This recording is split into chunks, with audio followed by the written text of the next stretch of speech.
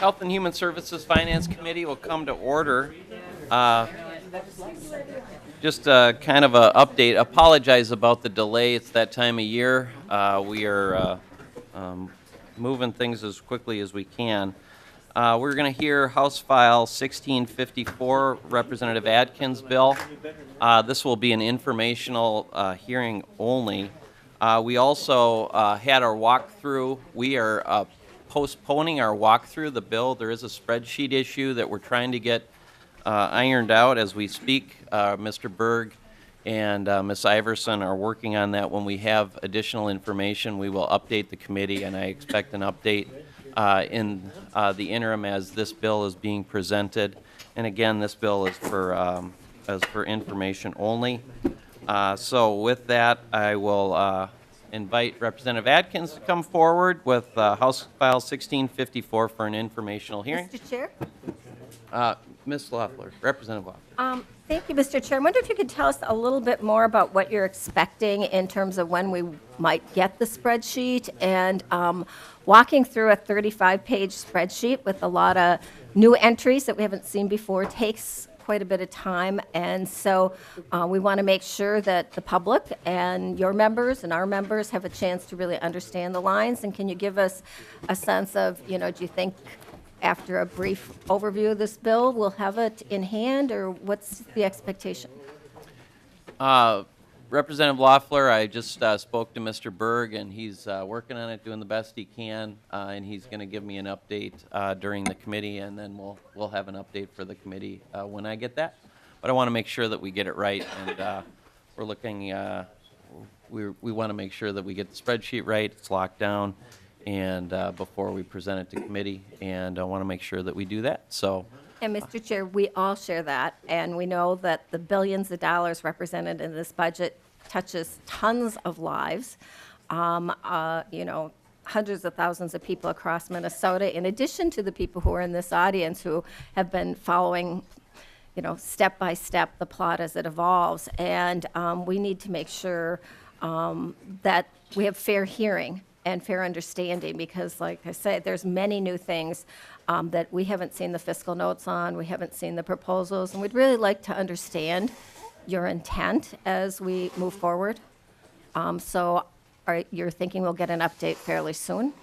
Yep, I just spoke with Mr. Berg, and he's heading up, and we'll have an update for the committee as soon as I get that back. And appreciate your interest in allowing the public to weigh in. And these spreadsheets, as you know, are very complicated, and they deal with both billions of dollars of both federal and state funds, and there's lots of interactions. And we use there's always issues with this spreadsheet, but we want to make sure that we get her dialed in and get her locked down, and that's what we're going to do. We'll have an update for the committee as soon as that's available. Representative Atkins, welcome to the Health and Human Services Committee. Thank you, Mr. Chairman and members. Are you sure you want to just do this informationally, Mr. Chairman? Shouldn't we just send it to, we need a consent calendar for bills like these, don't we? Well, it's, they have deadline issues and other things, but we do appreciate you coming in on short notice, Representative Atkins, for this, and have had a lot of interest from members. So we want to afford you the opportunity for House File 1654. We do realize it's a very busy week with lots of things going on, so appreciate you being able to do this on short notice, Representative Atkins. Thank you, Mr. Chairman and members. And in light of how busy this committee is, I think rather than make opening comments myself, if I might reserve just a couple minutes at the end, Mr. Chairman, I'm going to turn it directly over to my testifiers to walk through their testimony, and then we'll come back for questions. Is that all right? That would be great. Thank you, Mr. Chairman. Welcome to the committee. Please introduce yourself for the record and proceed with your testimony. My name is Mary Turner. Mr. Chair, committee members, thank you for the opportunity to testify today. My name is Mary Turner, and I'm a trauma neurointensive care nurse at North Memorial Medical Center in Robbinsdale. I've been a nurse for 20 years, working in both intensive care units and on the medical surgical units. My colleagues at North Memorial and I are forced to deal with unsafe staffing situations on a regular basis. We are assigned too many patients to safely care for at one time, preventing us from giving the quality care that our patients deserve and that we want to provide. The situation is getting worse, especially as healthcare changes. We now deal with patients who are much sicker than ever before, meaning they need more nursing care than ever before. In the ICU, where the patients with the highest acuity or the highest level of sickness are, nurses generally care for 2 patients at a time. However, we are also responsible for responding to all the medical emergencies and codes on the other floors. When the ICU staff go to help, and it's frequently, the ICU is left dangerously understaffed. This happened to me one night not too long ago. Several medical emergencies and 2 cardiac arrest codes were called 10 minutes apart. All available resources like the charge nurses, the critical care nurse flyers, all responded to these emergencies, but it was not enough. 2 additional nurses from my unit were needed on the medical surgical floors to assist with patients who were crashing and needed intensive care nursing immediately. My fellow nurses were out on the floors for more than 2 hours while I and 1 other nurse took on watching and caring for 9 patients left in the ICU. I was now responsible for 4 to 5 critical patients. Patients that if anything had happened to any of them during these 2 hours, I would have had no resources or help. To put this into perspective for you, when a patient is in trouble in the ICU, it can often take up to 4 nurses all working together on that patient to pull them through the crisis. At North Memorial and others, we are seeing staff reductions instead of ensuring that proper number of nurses per patient. The hospital recently changed our staffing grid in spite of our vehement protests, making a bad situation even worse. It is heartbreaking for nurses not to provide the best care possible to every patient. We can't give everyone their meds on time, take them to the bathrooms, turn them, or educate them when it's time to go home. And we are doing everything we can to cover the gaps and make sure patients are cared for, but we are at a breaking point and things have got to change.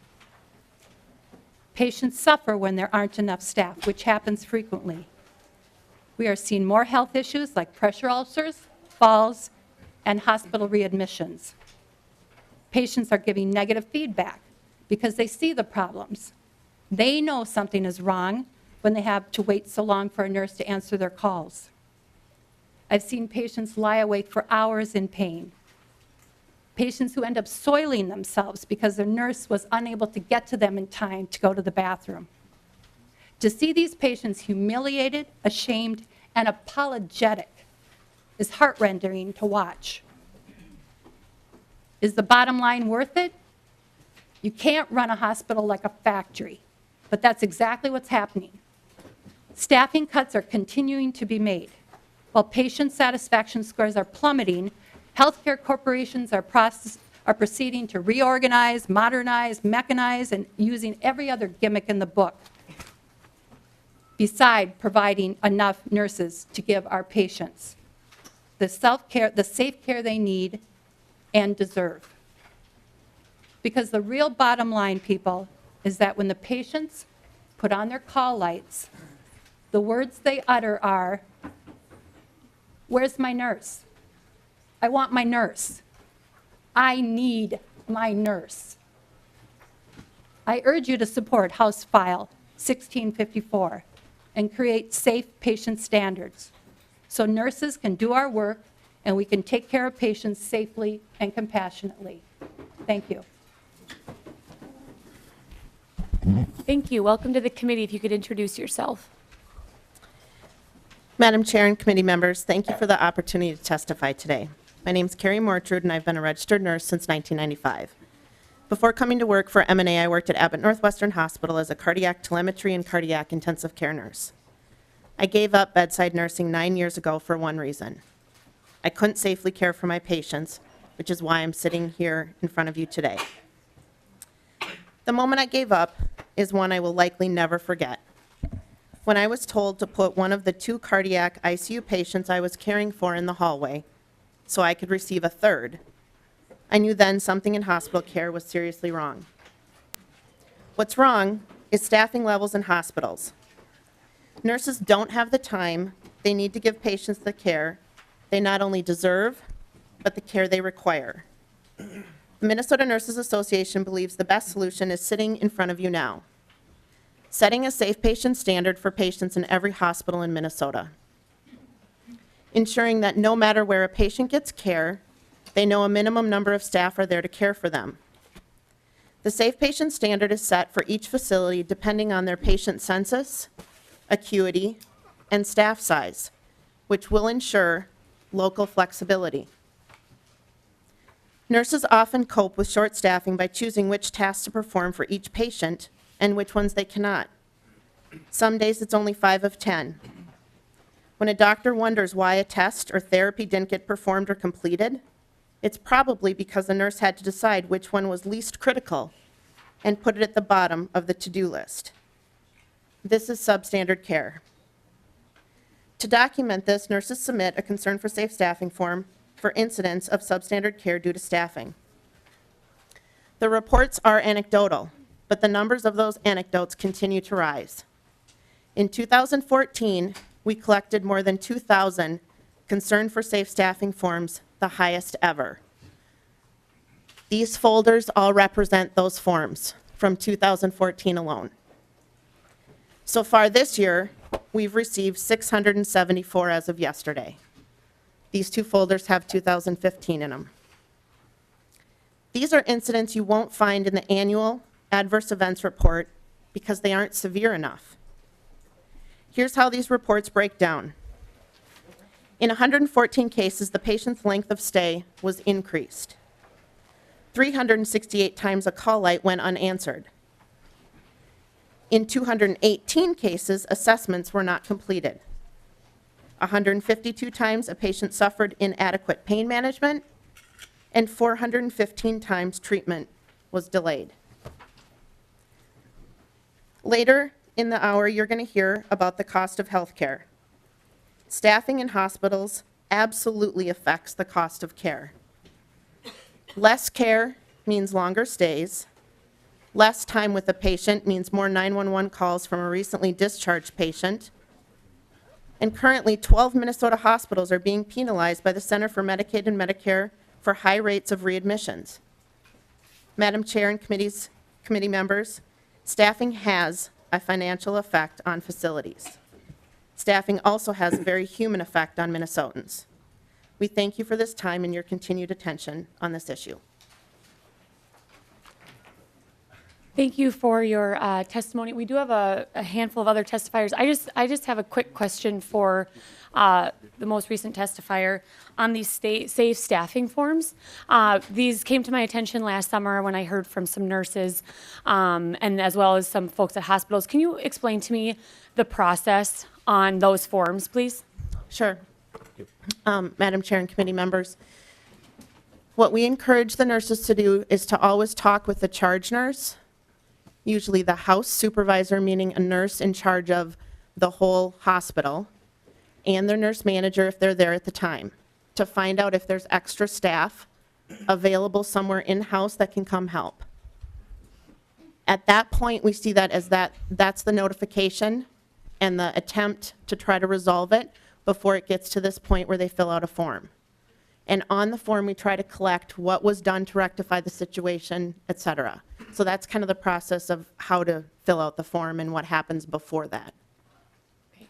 Thank you for the explanation. And I just ask because I had some significant concerns and had followed up and have spoken to some nursing folks about this. But just in terms of the process, when I had looked into some of it and was contacted by some nurses, it was something where those forms were submitted without necessarily first reporting within the rank of command, or to make sure that their patients were being safely cared for, and that was brought to the attention of hospital staff. And I do know that these were brought to Commissioner of Health as well.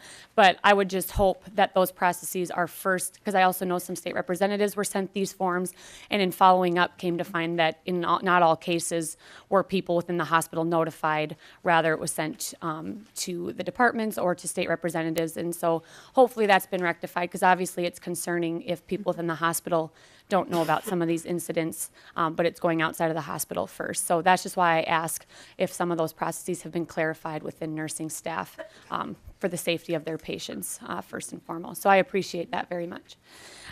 Next, we have our Representative Atkins. Did you have any other testifiers?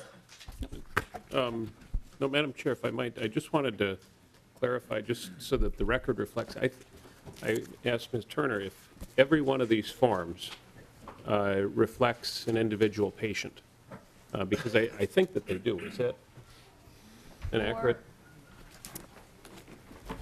Or it more than likely And I'm sorry to reflects a interrupt you. shift. Could you just restate your name? I didn't catch your name the first time. Mary Turner. Okay, welcome. I'm sorry. Continue.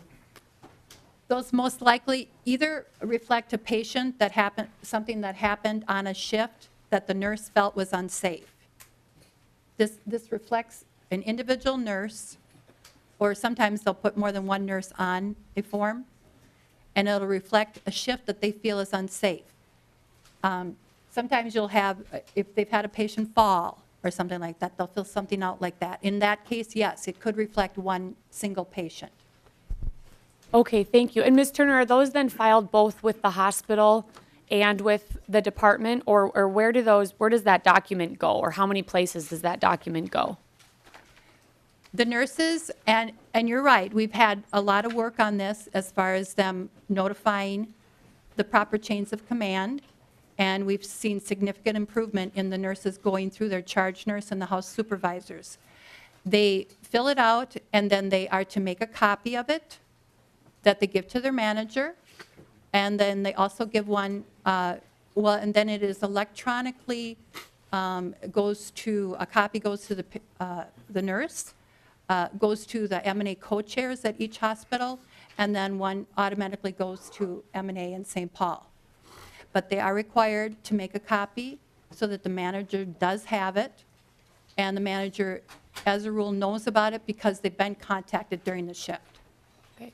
And Ms. Turner, are these safe staffing forms, is this a new development, or have these been around for quite a long time and they're starting to be utilized more, or is this a new thing that's been implemented for nurses to fill out? Ms. Turner. They have been around for a long time, but we have found the need to use them definitely more frequently in the last few years. But it's been a learning process for our nurses. Okay. Thank you very much. Representative Atkins. Thank you, Madam Chair, and thank you, Ms. Turner. My only point was to indicate that each of these may be one patient, but it could also be several patients. So when you're talking about thousands that are in these folders, you could be literally multiplying that by 3 or 4 or 5 or 10. And it does indicate on each form who was notified, if anyone was notified. With that, Madam Chair, I'm more than happy to hear from other folks who want to testify. Madam Chair. Thank you for allowing me to clarify that. Sure. And for these testifiers, Representative Murphy. Thanks, Madam Chair, very much. I just, to your line of questioning, and this may be a question better for Ms. Mortrude. When I went to work for the Minnesota Nurses Association back in 1991, I think they were already using the Concern for Safe Staffing form. It's a form that's been in place for a long time that originated with the Minnesota Nurses Association as a way to allow the nurses to make a record of what they were concerned with. But I'm wondering if you have any more background on that, Ms. Mortrude, and if you can share from your experience the difference between a Concern for Safe Staffing form and an incident report that is an official document of the hospital, and why there are two. Ms. Mortrude. Madam Chair, Representative Murphy. Again, my name's Carrie Mortrude. Representative Murphy is referring to an incident form that a health professional is required by law to fill out when an incident happens.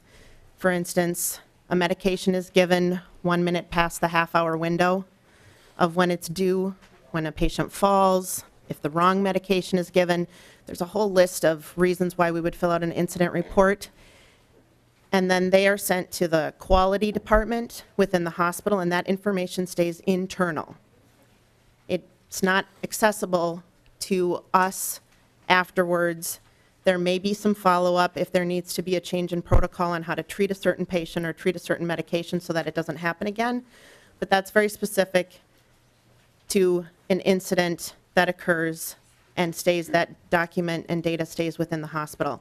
The concern for safe staffing form was, from my knowledge, created to instigate a conversation about staffing specifically. At the time we fill it out and notify the manager and/or house supervisor, an incident may not have already happened, but we feel that it could happen. So we are alerting the charge nurse and/or manager and house supervisor that we're concerned about the safety of the patients. And again, sometimes that starts the conversation and it's rectified before the shift goes on and/or before it's even filled out. If not, then this is a way for us to track the information. But it's always encouraged that you start with someone who may have more information and more power to get you more staff. Representative Murphy. Thank you, Madam Chair, very much. And so, Ms. Mortrud, as I hear you describe that, then is it fair to say that the concern for safe staffing form has been put in place as a way to elevate the conversation about the safety of staffing between nurses and the people that are responsible for the staffing in the hospital? Madam Ms. Chair, Morgan. Representative Murphy, absolutely. Thank you. Okay, we have additional testifiers. We can first bring forward Laura Reed.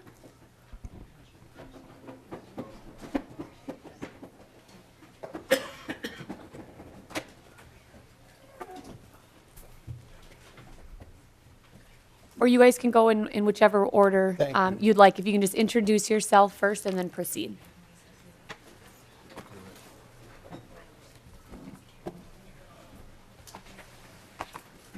Madam Chair, members of the committee, thank you for the opportunity to be here this afternoon at this informational hearing.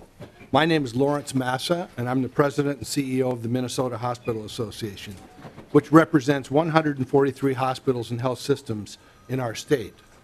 Madam Chair and members of the committee, today I want to speak to you about why the Minnesota Hospital Association and its member hospitals and health systems oppose House File 1654 and mandatory nurse staffing quotas for hospitals. Plain and simple, it comes down to this. Establishing quotas does not equal quality. That said, we agree that staffing is clearly an important component for delivering high-quality care. Minnesota consistently ranks among the best states in the nation for providing high-quality health care.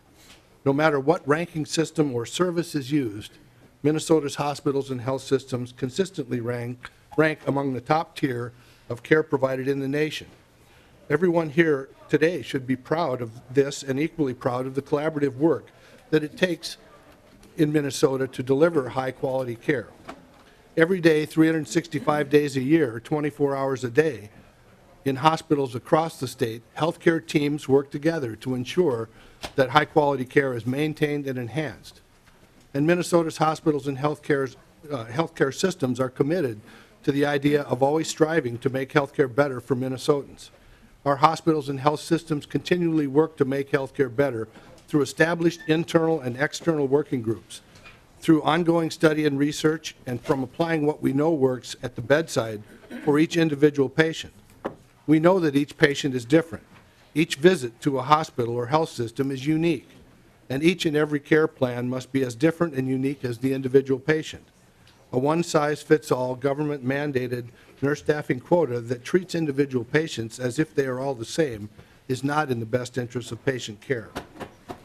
Minnesota's hospitals and healthcare systems have achieved high-quality care because of a collaborative care team approach. That involves physicians, nurses, therapists, and numerous other healthcare professionals who work together, using their own professional skills and judgment. Quotas will not improve quality. They will limit flexibility and innovation. Minnesota currently has about 95,700 licensed registered nurses, and of that number, just over 20% are members of the Minnesota Nurses Association, National Nurses United. This legislation is part of a national union's advocacy efforts to push staffing quotas across the country. Technology and care delivery are changing rapidly. Many healthcare experts predict that we may not need the number of hospitals or hospital beds that we currently have because more and more services can be safely delivered in outpatient settings. This trend is also contributing to the national effort by the nurses' unions to seek mandatory staffing ratios. There is only one state in the nation, California, that has adopted mandatory staffing quotas, and there is little direct evidence that this has significantly improved quality of care in California. As previously stated, of course, staffing is important, and Minnesota hospitals would not have the quality scores that we have if we did not have sufficient, well-trained, and dedicated nurses on our care teams. We know what does improve quality, and that's what we are committed to focusing on: sharing best practice, training, teamwork, collaboration, new technology, and innovation. Minnesota hospitals are committed to working on these goals with the members of our care teams, our patients, and our communities. Thank you for your time this afternoon, and we look forward to working with you on healthcare policy issues affecting our state. Thank you. Thank you. Welcome to the committee. Whoever wants to go next, if you could just introduce yourself. Absolutely. Madam Chair and members of the committee, my name is Laura Reed, and I'm the Chief Nurse Exec for the University of Minnesota Medical Center. I've been an RN for 35-plus years. I appreciate the opportunity to share information with you today about the amazing care provided at the University of Minnesota Medical Center. I want to begin by sharing a bit about how we approach nurse staffing at our hospital and as part of our commitment to providing quality care and improving the health of our patients. First of all, I'm proud of all the RN staff that we have in place to help us consider our nurse staffing levels 24/7. And they do that based on the needs of the patient and the skill set of the staff that are present on the care team. Allow me to share a few details to illustrate how we would manage staffing levels if you turn to us for care at the University of Minnesota Medical Center. We ask each unit to participate in an annual, or more often if needed, staffing conversation with leadership and frontline staff to understand the changing complexities of our patient population. As stated earlier, that is definitely occurring throughout our house, and what is working now about the staffing model and what needs to change. If at any time leadership, frontline staff, or medical providers note that there are concerns, we re-examine needs and patient population changes and adjust accordingly. We also provide charge nurse education about the importance of their decision-making related to providing safe and competent coverage for any number of scenarios that may present itself on a particular unit setting. We orient all staff on units to make sure that they know who to call if they have a concern about staffing, to again ensure safe and high-quality care. Our administrative nursing supervisor has day-to-day accountability to ensure adequate staffing and support for the teams on the units. Every day, every shift, if a care team member believes that they need additional support for patient care safety, we try to meet that need in a safe manner for our patients. What I want to impress upon you today is that overall the system works. It allows us to flex up and down constantly to meet the changing needs. We are able to continually tap into the knowledge and skills of the care team members at the bedside to determine the best course of action. That means doctors, nurses, nutritionists, therapists, technicians, and all others involved in the care are committed to one goal: quality care for our patients. I also hope you noted that we recognize that even though we do try to do it right every day, we have put into place methodology, evaluation, improvement, and communication related to when we may not meet the needs. As a registered nurse and the leader of University of Minnesota Medical Center, I can tell you that House File 1654 is not necessary. At University of Minnesota Medical Center, we are committed to creating an environment that continually shows we are listening to our frontline team members. Members of the care team, no matter what their role or title, are able to request additional support for the patient if they believe that's needed. This approach of using direct bedside judgment is key to ensuring those with the direct line of sight to the patient can help determine the way to meet the patient's needs. This approach takes into account the unique and individual needs of the patient, as well as the skills and expertise and training of the team. We believe that the mandated staffing quota approach outlined in House File 1654 is the wrong government intervention to improve health care, because it takes the staffing decisions out of the hands of the people who understand the needs best.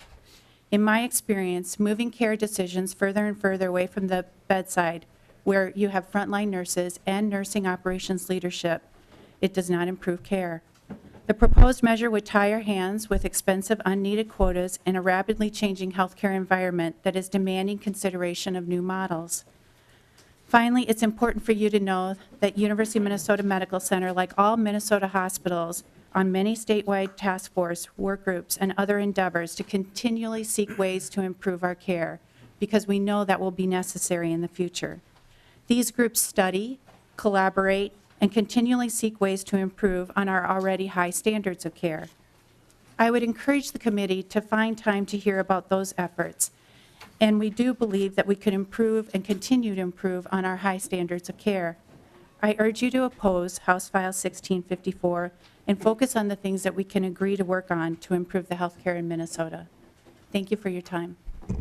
Thank you for being here. Welcome to the committee. Just introduce yourself and proceed. Sure. Good afternoon, Madam Chair and committee members. I am Diane Twaddell, the Chief Nursing Officer for the Mayo Clinic Health System, Southeast Minnesota Region. I am here today to share Mayo Clinic and Mayo Clinic Health System's opposition to House File 1654.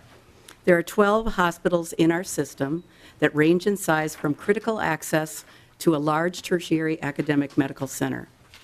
First, I want to emphasize our commitment to patient safety. The needs of the patient come first is the primary value at Mayo Clinic, and we strive to ensure that we provide the best care to every patient every day. The legislation you are discussing today does not advance the goal of improved patient outcomes or quality. It is a one-size-fits-all approach that is solely based upon patient volumes and not patient complexity, acuity, or comorbidities. The individual needs of the patient must be the primary driver of a patient's nursing care needs, not a ratio.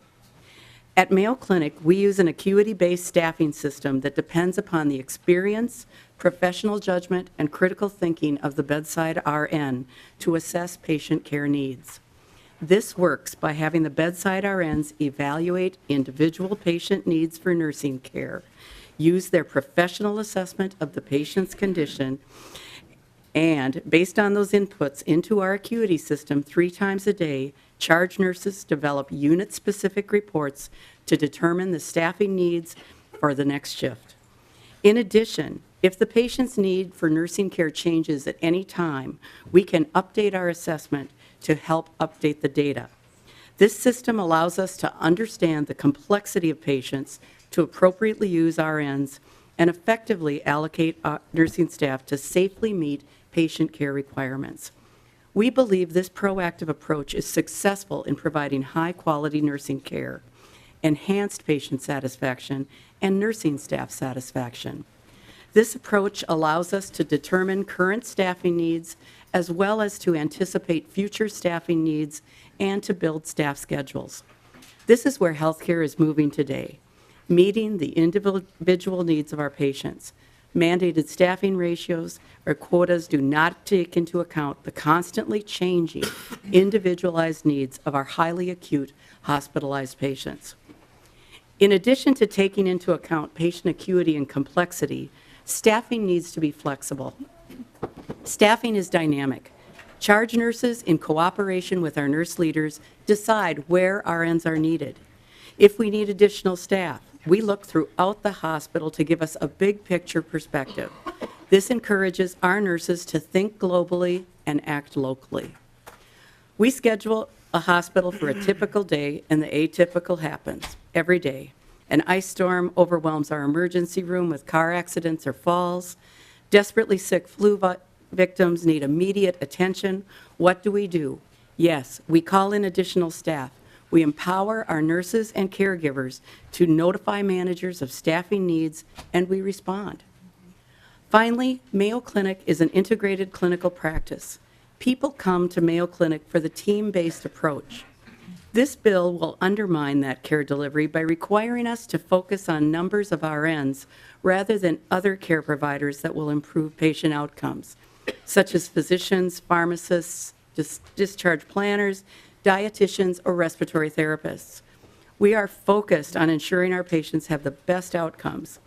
This proposal is focused on one input that does not take into account the broader care team or the individual needs of the patient. The only outcome of this legislation would be to force us to staff patients by a head count, not by individual patient care needs, and not based on the professional judgment of nurses. I've spent my whole career in healthcare. I'm a registered nurse who cares passionately about the profession of nursing. I'm a nurse who is absolutely committed to delivering the best care for every patient every day. Mandated staffing quotas and ratios will not improve patients' outcomes and will not improve quality of care of our patients. Having a process that assures that we are meeting individual patient needs for nursing care is the answer. Thank you. Thank you. I understand we also have Mr. Graves from the Chamber of Commerce who wants to testify.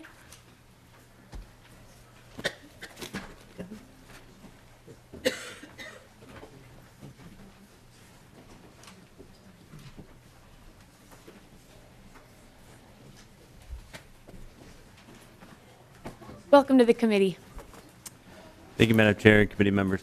My name is Bentley Graves. I'm the Director of Healthcare and Transportation Policy at the Minnesota Chamber of Commerce. As many of you know, the Minnesota Chamber represents about 2,300 businesses statewide of all sizes and kinds. I'm here today to speak in opposition to House File 1654. Our Minnesota hospitals are on the forefront of creating new and innovative models of care delivery to provide the highest quality of care with the greatest patient satisfaction while working to reduce the overall costs of healthcare. In fact, the Agency for Healthcare Research and Quality ranks Minnesota's health systems as the best in the nation, with care at hospitals as one of the major contributors. HealthGrades ranks Minnesota hospitals in Minneapolis and St. Paul as the best in the nation among metro areas of at least 1 million on 13 indicators of patient safety. Evidence-based studies have demonstrated that government-imposed nurse-to-patient ratios have increased the cost of healthcare without improving quality. The majority of Minnesotans receive their health insurance through their employer. And again, as an organization that represents employers of all sizes across the state, we approach questions of health policy with a very careful eye towards cost. House File 1654 will increase the cost of hospital care without improving quality, safety, or access to care. I ask the legislature to respect the professionalism and commitment to quality and safety of our Minnesota hospitals by opposing this legislation. The Minnesota Chamber supports our hospitals in making their own decisions about staffing and the composition of care team to reflect the needs of their patients and the skills of its workforce. Thank you for the opportunity to testify today. Thank you. Thank you so much for being here. Is there anyone else in the audience who wants to testify to the bill? Okay, come forward, please.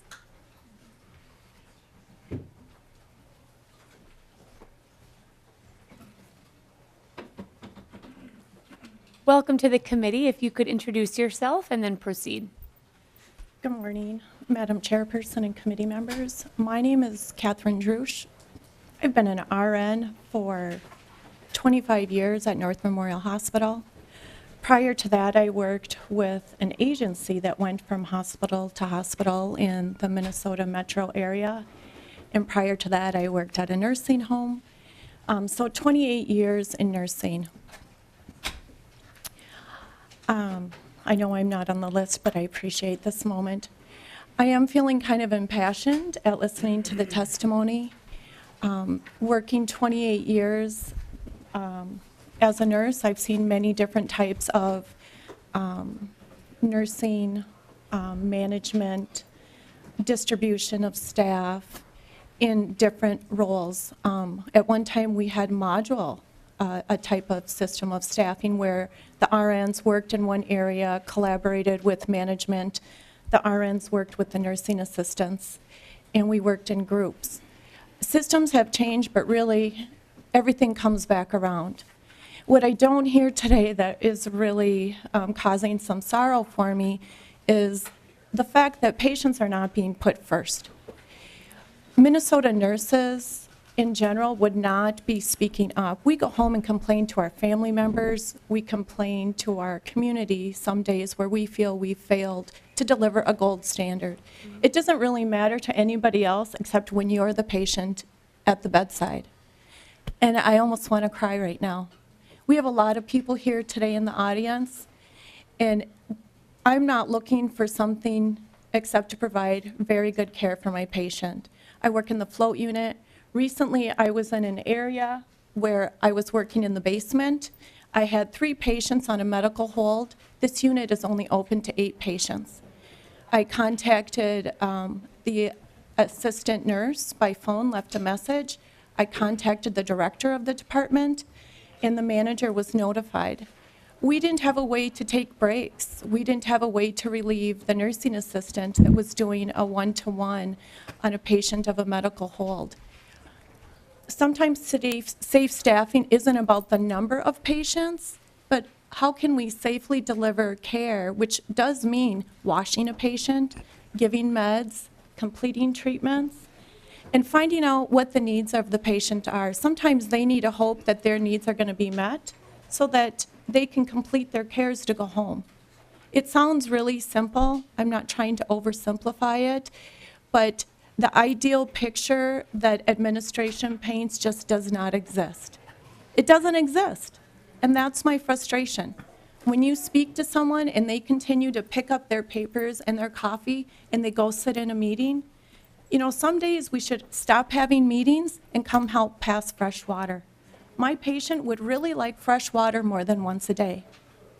And I know that seems really simple, but that is a basic need. Family members need explanation regarding the care of their patients. Our patients are demanding that their nurses advocate for them. So it sounds simple. It should be simple. You're right, it's not about the numbers, but when we ask for help and we don't get it, what are we supposed to do?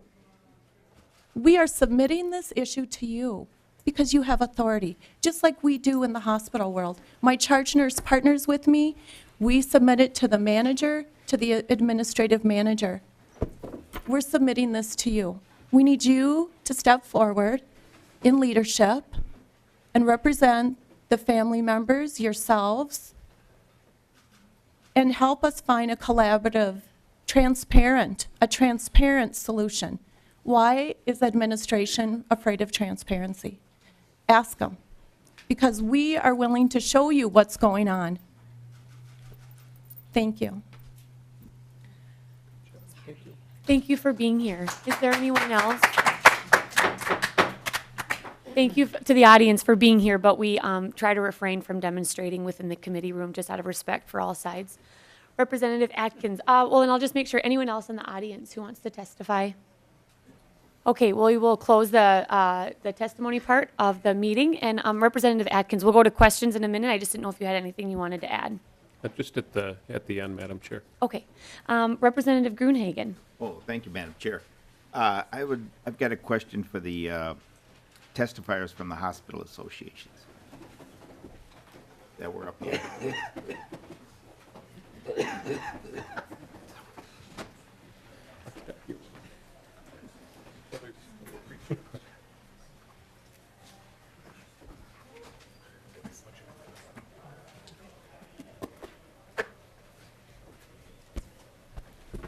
Representative Gruenhagen, and then whichever one of you would like to respond. Okay, thank you, Madam Chair. Yeah, thanks for your testimony. The question I've got, obviously you must have seen the handout from the Nurses Association that we just received. And I've been kind of looking that over during the testimony. But, you know, based on your testimony, I think if I remember right, there was something about this as a national movement. Do you think the concerns mentioned in this handout have been embellished, or there's an agenda to put out this type of information to try to increase staffing levels? I think, Mr. Mass, you made those comments, if I remember right. Madam Chair, Mr. Massa. members of the committee, Representative Gruenhagen, we have not had an opportunity to look at the handout that you've been provided, so I can't specifically address that. Okay. Representative Gruenhagen. Oh, thank you, Madam Chair. The other question I have for you are, you know, I've seen this statistic before, which is also quoted on these information. that the quality care rating has fallen in Minnesota, according to the Agency for Healthcare Research and Quality, from 75 down to 67. Do you have any thoughts, or any of the testifiers up there, as to why that rating was reduced for the state of Minnesota? Mr. Massa. Madam Chair, members of the committee, as I indicated in my testimony, our members are working very hard to improve care. We were fortunate to have a contract with the Center for Medicare and Medicaid Services for the last 3 years to help improve care. But the rest of the country is working very hard to improve their level of care as well. So it's kind of a moving target. We continue to provide very high-quality care in our state and to improve, but everyone else is improving at the same time. So I think from my point of view is just want to share that we are very committed to keeping our numbers high and moving ahead as faster than anyone else in the country. Representative Grunhagen. Oh, thank you, Madam Chair. So, do any of the testifiers up there have any idea why our rating was reduced from 75 down to 67 in 2014?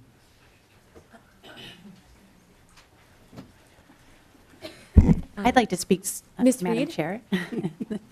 This is Laura Reed. I'd like to speak just specifically to the University of Minnesota Medical Center. I can say that I'm not familiar with any specific reasons behind this statistic, but I can tell you that from the last 2 years that I've been with University of Minnesota Medical Center, we've seen an improvement in many of our quality ratings as it relates to morbidity and mortality and our readmission rate.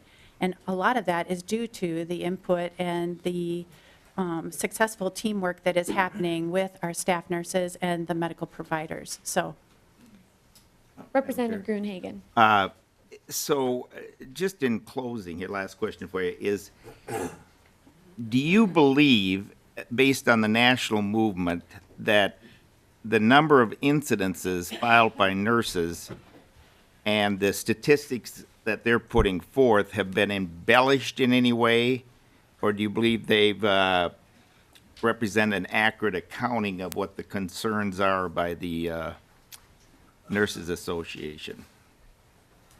Mr. Moss. Madam Chair, members of the committee, Representative Grunhagen, we have not actually had a chance to look at all of the concern for safe staffing forms. We're in the process of trying to get copies of those, the ones that were provided to the Minnesota Department of Health, so we can do our own analysis. But so I really can't speak to them, having not looked at those individual forms. Representative Grunhagen. I've got a question for the Nurses Association, Mary Turner. And just while we have these folks at the table, I've just had a quick question, kind of sure. following up, and then we can go back to that. But in regards to these safe staffing forms, is there, you know, in terms of, I guess maybe to the chief nursing operators or officials here, is there either a response that's provided, or how is that handled internally? How are those forms handled? I just am interested from your perspective. I can tell you from Diane Twaddell from Mayo Clinic, I can tell you that this has been a very limited issue within the Mayo Clinic health system. We have not necessarily received a copy of the forms when the form has gone forward. It has gone forward to the Nurses Association, et cetera, but not necessarily always brought to our management, nursing management's attention. If anyone that is brought forward, we certainly do an internal review, talk with the staff nurses who have submitted it, and discuss and look for areas of improvement. And so if there have been reports that have been put forward by a nurse in one of your facilities, how have you found out if it hasn't come through your nurse managers?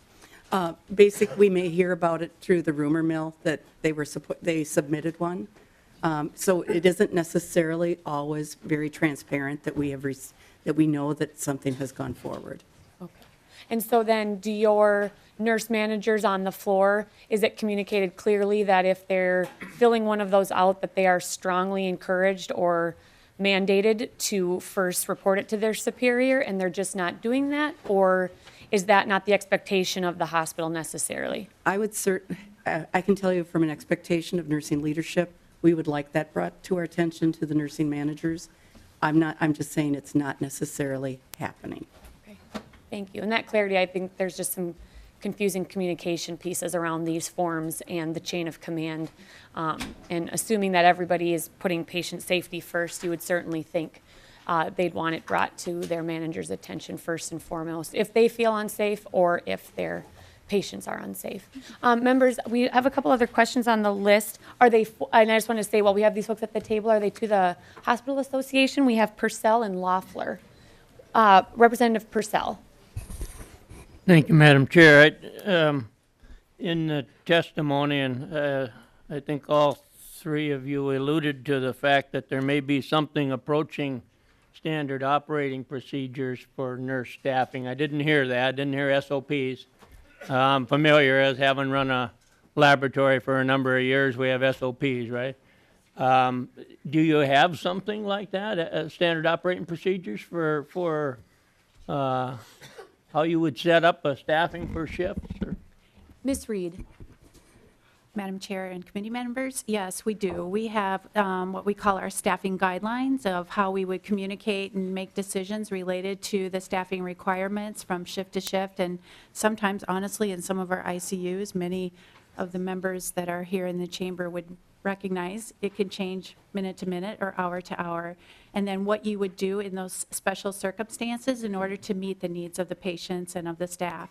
So we do have operating procedures, and we also have mechanisms that we have staffing councils that include leadership and staff nurses so that they can continually evaluate that month to month, looking at patterns or trends related to what our current vacancy rate is or if we have leaves of absence, et cetera. Representative Purcell. Thank you for that. And so you evaluate, I mean, doing this on the fly, and I understand that.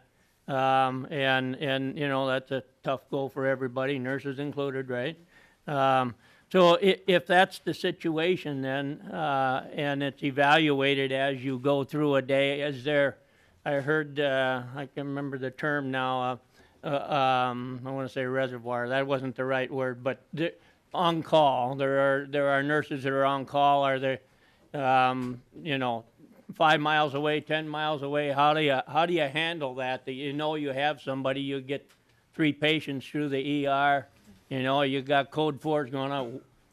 What are you doing? How do you handle that? Ms. Twiddell.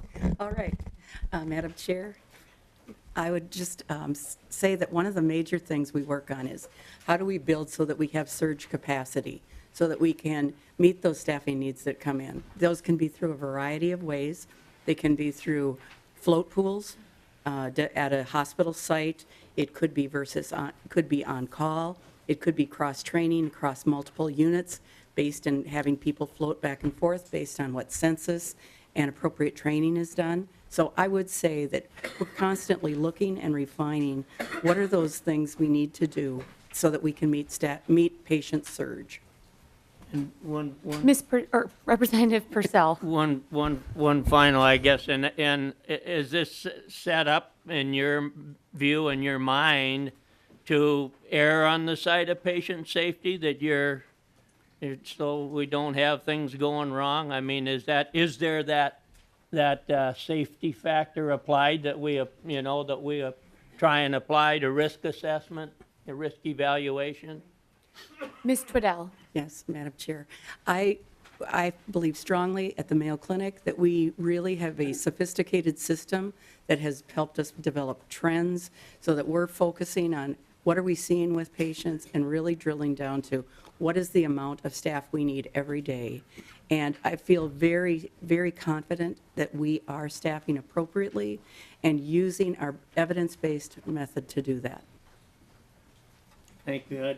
I'm sorry. I thought Representative I was Purcell. on my last one. So what would the, if there was a safe staffing applied, I mean, what's the downside of this? Is it cost? Is that all we're talking about here, or what's the net? Because it can't be just about numbers, because you have acuity as well. So what's the downside to it? What I really see is. Ms. Twiddell. Oh, I'm sorry.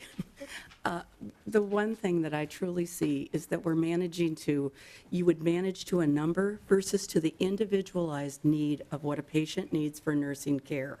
That has been the hallmark of our system at Mayo Clinic, and I believe that sometimes you could manage to a number, but they may need more than that. And we really feel that by measuring the patient's need for nursing care, that really drives the practice and increases our patient safety. I'll quit. Representative Loeffler. Well, thank you, Madam Chair, and I know this is an issue of interest to a lot of people, but we're at 10 after 2, and I think I've identified an issue that actually bridges these two groups of people, and that is the concern that we have adequate funding within our healthcare system. Because we have spreadsheets that we were told the original ones released were wrong, but I think the theme is very clear, that there are going to be major cuts, hundreds of millions of dollars of cuts, through the cutbacks in medical assistance and the elimination of Minnesota Care, and that's going to put patient care safety in jeopardy, something that I know both sides of this issue are greatly concerned about. And they share an agenda with everyone else in this room who came to respectfully try and understand the over 800 lines of individual budget decisions that compromise our multi-billion-dollar health and human services budget, and the hundreds of pages of policy, some of which were not heard before this. And so I would really like, now that Chair Dean is back in the room, for us to get to what was the main agenda item before us today, which is to understand and present the Health and Human Services budget and understand the process going forward by which everyone in this room and everyone who's watching on TV can understand what is the budget that you're asking people to react to, perhaps even as early as tomorrow. Representative Dean. Chair Dean. Madam Chair, Representative Loeffler, right now we're on Representative Atkins' bill, and we will address that with an update when this bill is concluded. Well, Representative Loeffler. Madam Chair and Representative Dean, respectfully, there's only 20 minutes left, and we have, this is an information-only item. And I'm sure Representative Atkins would be glad to step back and let this issue simmer a bit, since it's information only, and let us focus on the issue that will impact hospitals, nurses, the patients that they care for, the people with disabilities who are dependent on medical assistance, and the seniors who are dependent on medical assistance.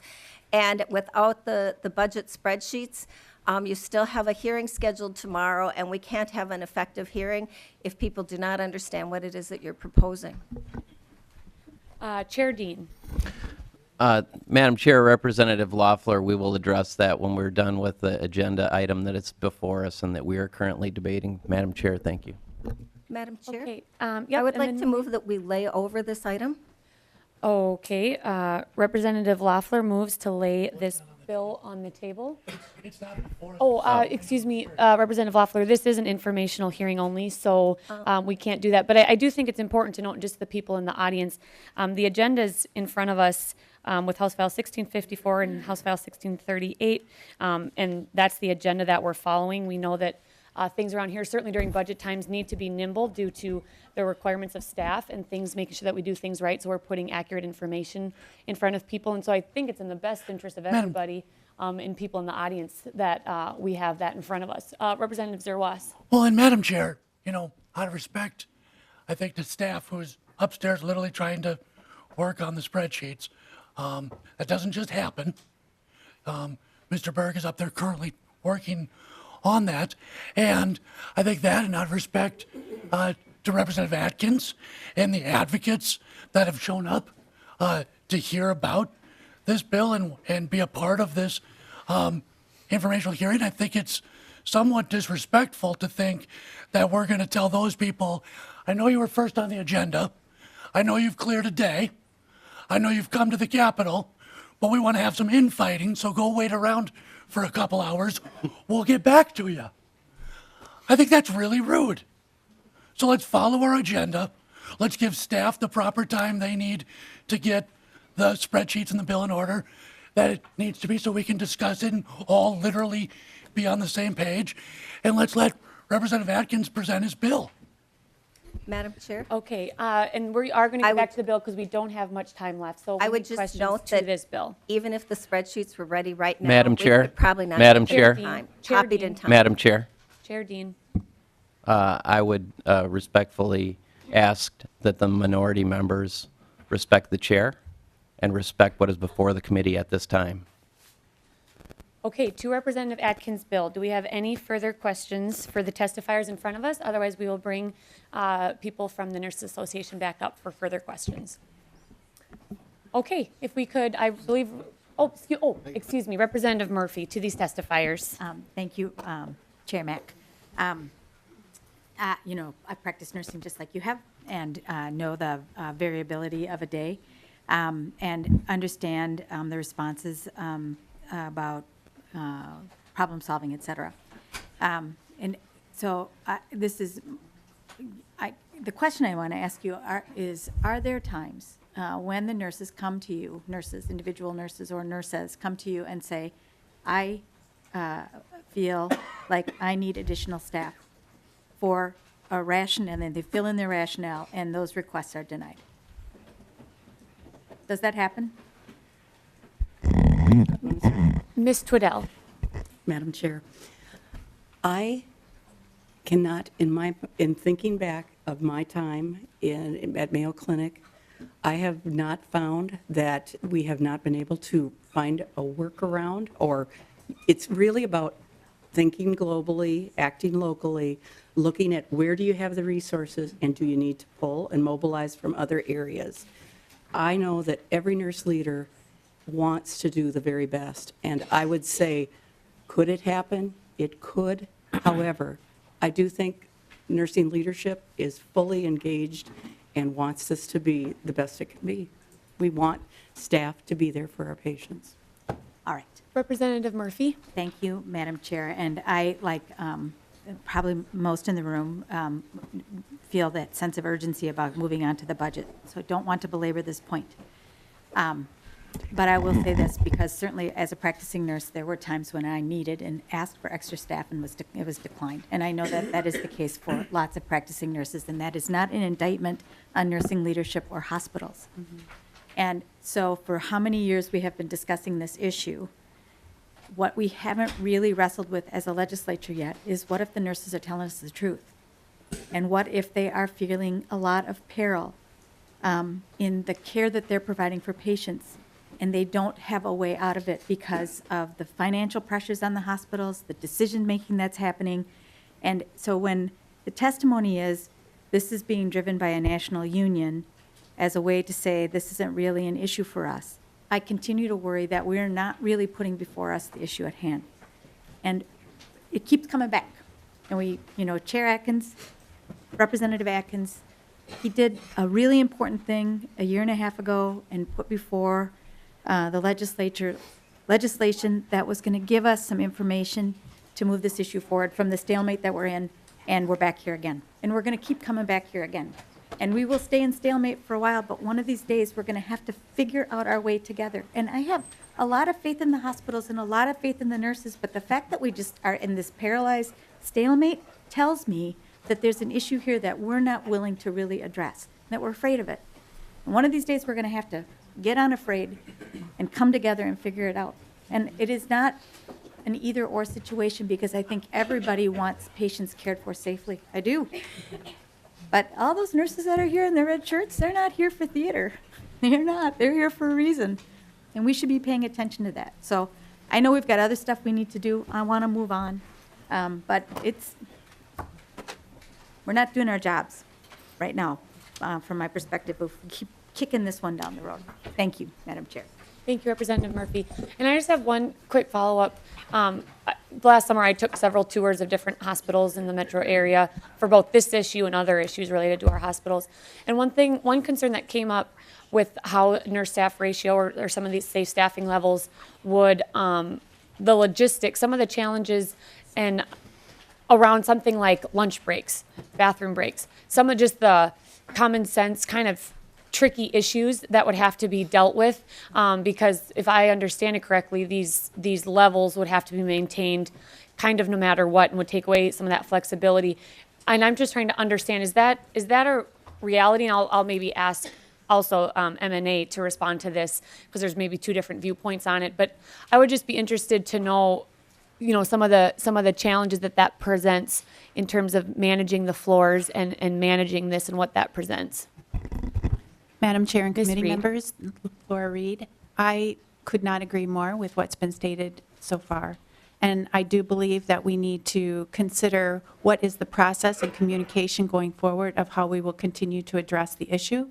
But the related process question that you just asked for a bill specific in nature as the one before us now is very difficult to actually organize and orchestrate in real life. So those are some of the things that we all want to provide excellent quality care for our patients and our families. But how we do that and how we communicate about things like this to each other so that we can actually deal with it in mechanisms that are required for us as a hospital are critical. As sad as everyone is about the fact that we're re-having this conversation again, I have to tell you that seeing these staffing forms in front of me and knowing that I'm not getting communicated as a nurse leader in my organization about that is very troubling. Because we have requirements, too, that we need to do and meet and make sure that we are doing a deeper dive to address the real issues before us. And they're not going to get easier. So I really appreciate you asking the logistical question because it would be challenging. Thank you. Okay. Any other questions for these testifiers? Representative Franson. Thank you, Madam Chair. My question is, and I don't know who up there can ask or answer this, but how many nurses do we have in the state of Minnesota, and how many nurses does MNA represent? Madam Chair, members of the committee, I believe in my testimony I indicated there are 95,700 licensed registered nurses in the state, and just over 20% of that number are members of the Minnesota Nurses Association. Follow-up question, Madam Chair. Representative Franson. Thank you, Madam Chair.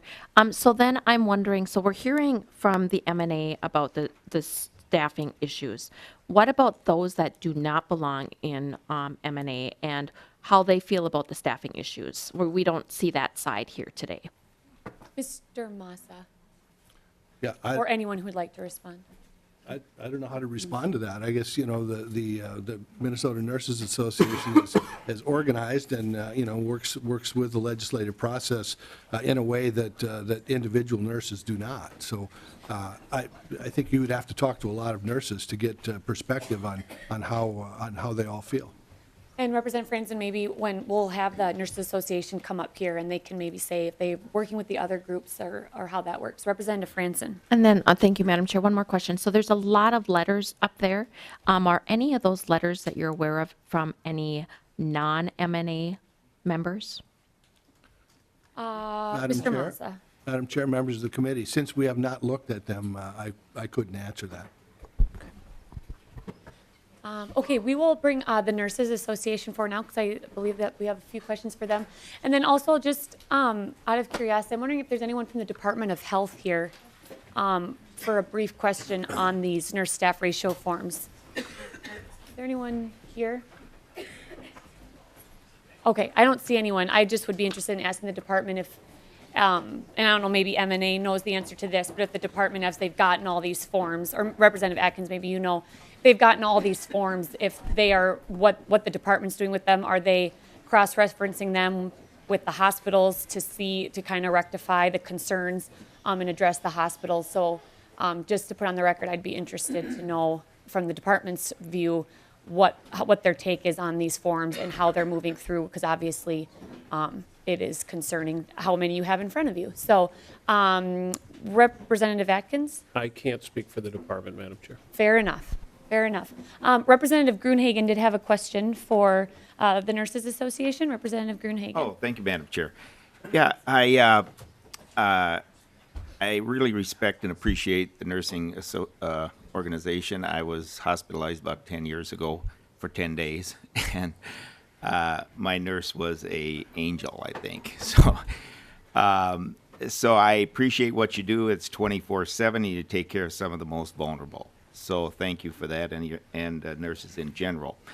But my question is, why do you think, and I know people, I'm associated with the staffing people in my hospitals, my district, and why do you think management would decide to staff hospital floors below what is necessary in order to endanger patient health?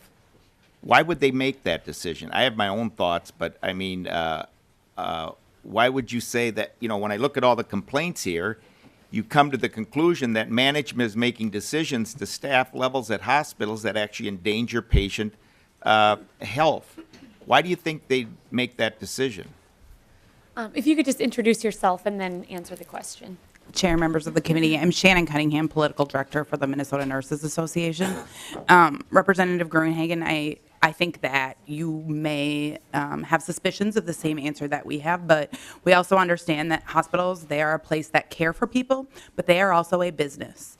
And it becomes, we don't think that they deliberately set out to understaff, but when you have, 6 patients who are coming in unexpectedly with a higher acuity level than you were planning, the problem comes in when they don't add staff on when they really need them. When our nurses, our dozens of nurses who are here today, are working in a hospital unit and they have 6 additional patients with very high acuity levels who are very sick and need extra care, and our nurses go to management and say, we need more nurses, we need more help, and they say no, we believe that a lot of those decisions are based on their budgets and the lines that they need to stay between on the spreadsheets, and unfortunately it's the patients who suffer.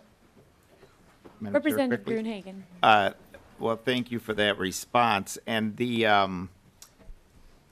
so, do you believe that I'll just share one of my biases, though. I was on the school board for a number of years. I was chief negotiator for part of that time, and one of the principles was not to negotiate away managerial rights. Okay, and unfortunately, this bill negotiates away managerial rights, and so I got a very hard time supporting that.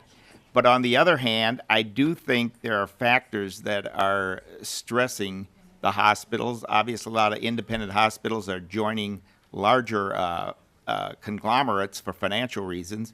And you see even some areas of the rural area, in my district, we had one hospital close a few years ago. So I do empathize with your position, but I don't believe this is necessarily the solution. And last just follow-up quick question is, do you believe the drop in quality rating that's in the materials that you hand out is directly due to the staffing levels of nurses in the hospitals? And I don't know the factors that the healthcare research and quality use, but you evidently believe that the staffing levels have something to do with the downgrade. Representative, thank you.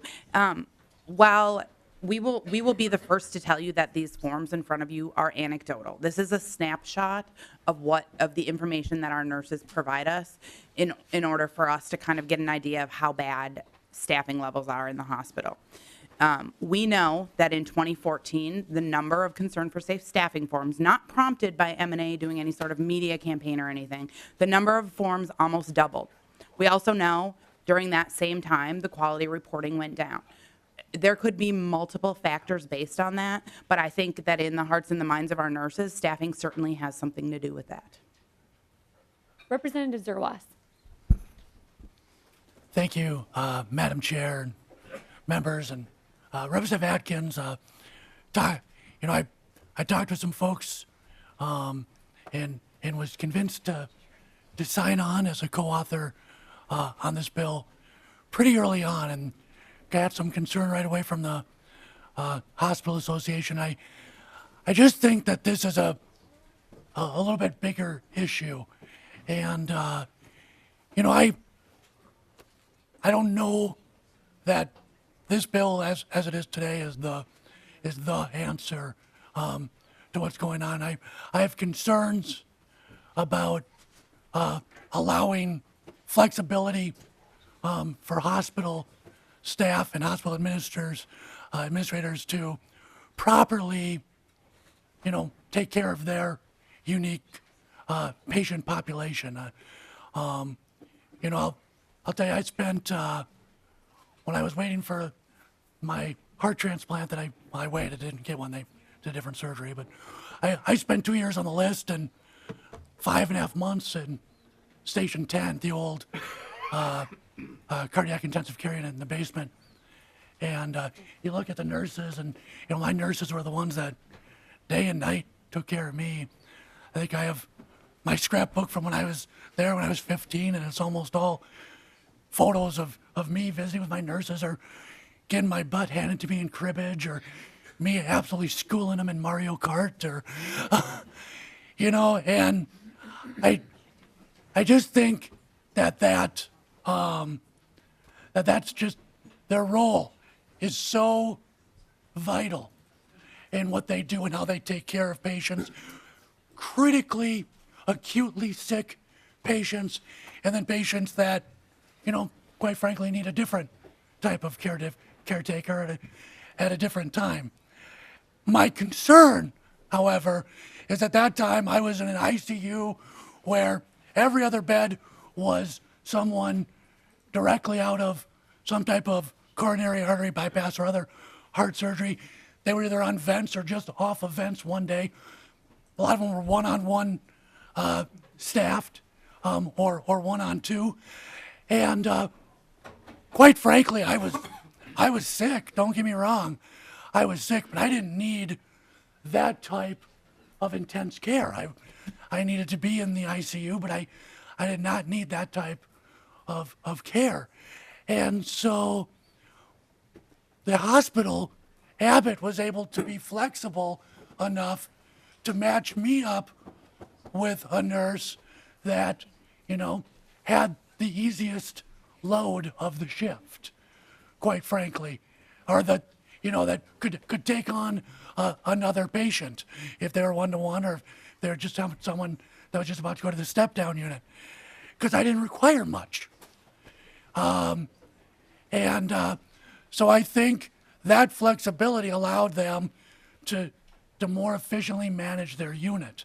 We see that time and time again. And just outside of my district in Princeton is the Princeton Hospital, where when I met with them, they said, we have a wide range of how we staff our emergency room.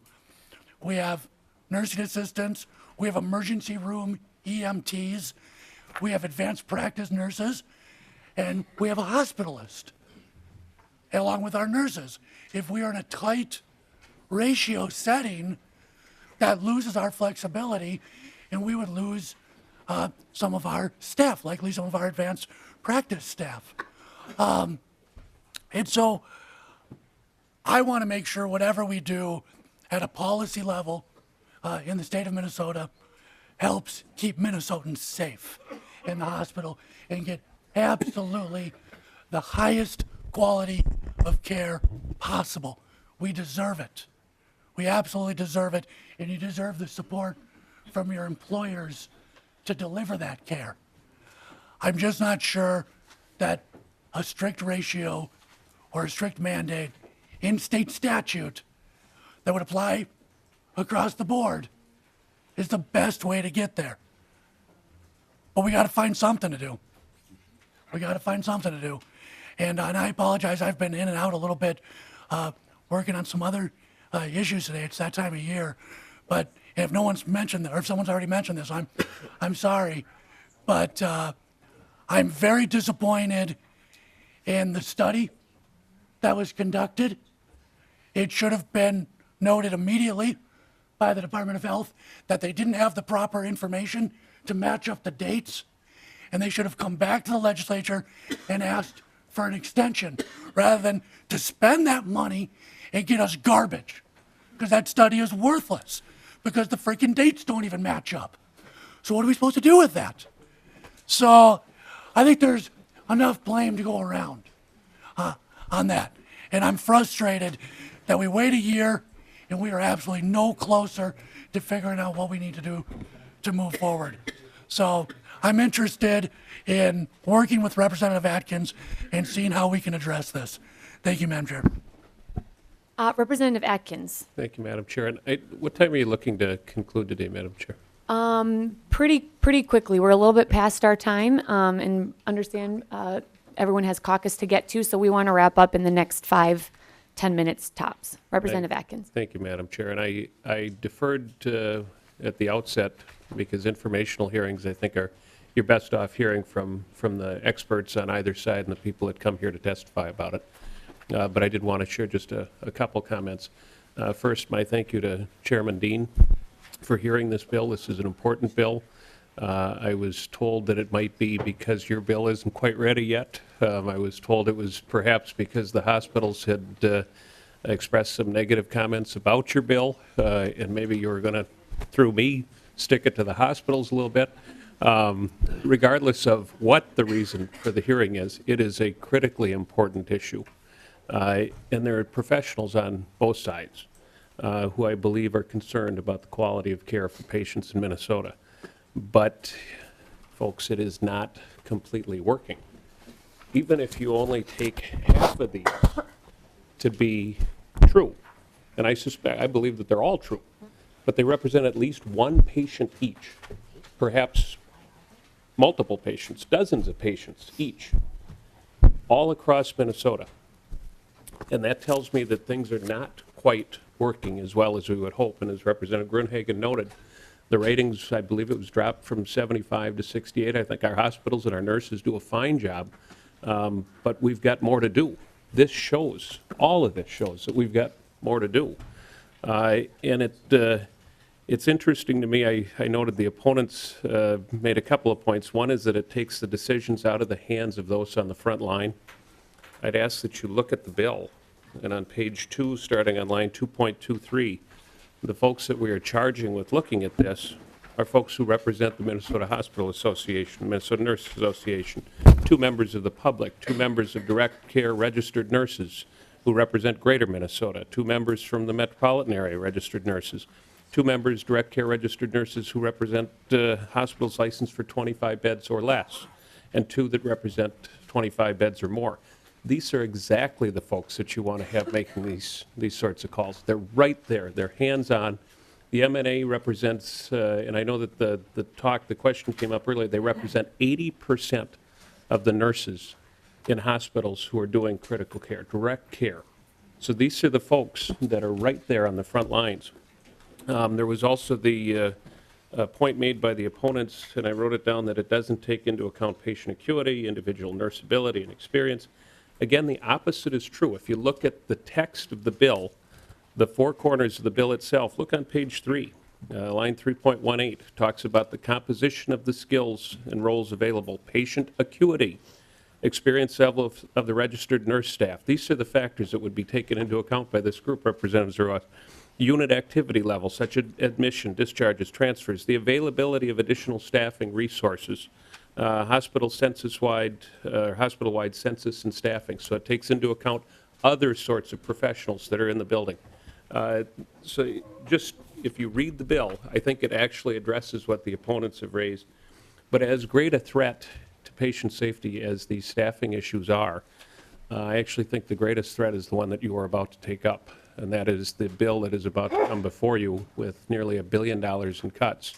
Is what your focus needs to be. So while I appreciate you taking a few minutes, well, more like a couple hours, to hear this bill, when you're talking about eliminating Minnesota Care and putting those folks in MNsure, which I think Representative Dean was looking to eliminate MNsure. So I don't know where you're looking to put these people, Representative Dean, but I really respect what you folks are about to do, and I wish you the very best as you try to deal with $1 billion in cuts. At the same time, we've got a $2 billion surplus.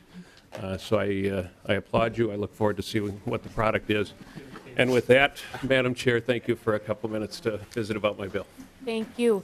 Okay, members, at this time that will conclude our informational hearing on this bill. Thank you, Representative Atkins, and to all the people that came for this. It's a very valuable conversation. And I'll follow up offline with the department on the status of the nursing forms and how the department's handling that. Representative Dean. Chair Thank you. Deans. Thank you, Madam Chair and members. I have an update. So I've been talking with fiscal staff upstairs in the wood shop, and they are working away.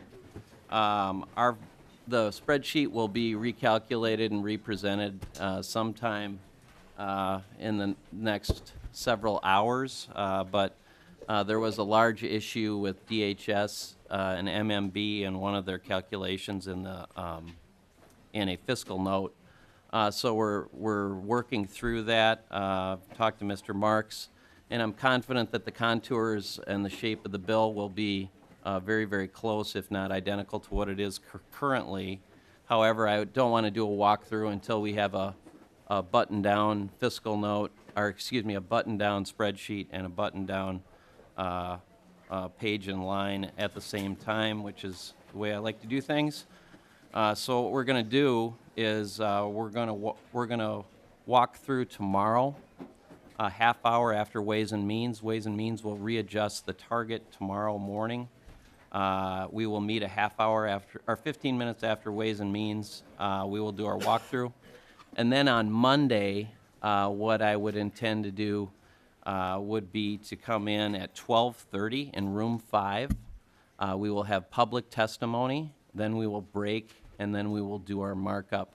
And that will allow us to keep on schedule, and it will also allow the public time to react for that without adjusting any of those dates, and it will give us our numbers and our pages and lines to match up at the same time we go through it, which is the way I want to do it. So with that, Madam Chair. Okay, Representative Loeffler.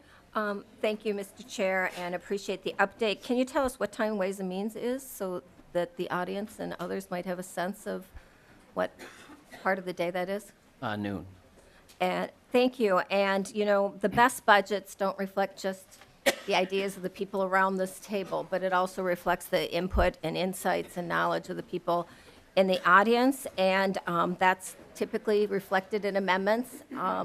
And can we talk about amendment deadlines? Yep. Chair Dean. Amendment deadline will be on Saturday at noon, and Ms. Iverson has a funeral on Saturday, so they'll probably be posted sometime Saturday evening, but the deadline will be Saturday noon for amendments. Representative Loeffler. Well, thank you, Mr. Chair, or Madam Chair, and Chair Dean. You know, part of the reason for public testimony is to inform our amendments and to give us ideas about things that we might want to adjust and tweak. And so I'm wondering if you might allow us some flexibility on Monday if we hear things in testimony that we didn't think about after the walkthrough that comes from what we hear from people outside, if you'd give us some flexibility on that.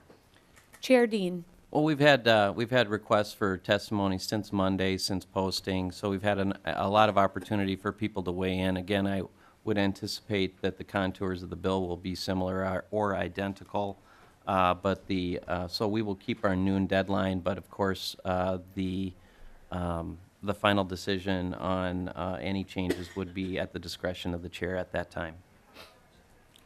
Representative Loeffler. Well, thank you, Madam Chair, and I appreciate you bringing us up to date. We know that this is difficult work, and we have really good staff who work really, really hard, and we have House research staff who will now be working on Saturday, probably. But I would like to just say to everyone in the audience that we would appreciate your advice and feedback as we all work to understand the contours of this budget. Thank you. Chair Dean. Thank you, Madam Chair. And also, I want to apologize for the delay in the start today. These, at the end of session, things always are a little bit fluid. So I appreciate that. Also, apologize for the delay for the people who came for the earlier bill and the delay of that, but appreciate people, particularly those who traveled for that bill. We did have several members request information about that bill, particularly about nurse safety. So we do appreciate that, and we also appreciate the work of everybody on the committee, and would encourage folks to take a look at that bill, and if you can improve it, get the amendments in by Saturday at noon. Thank you, Madam Chair. Okay. With that, members, our next hearing is tomorrow, a half hour after Ways and Means Committee. With that, we are adjourned.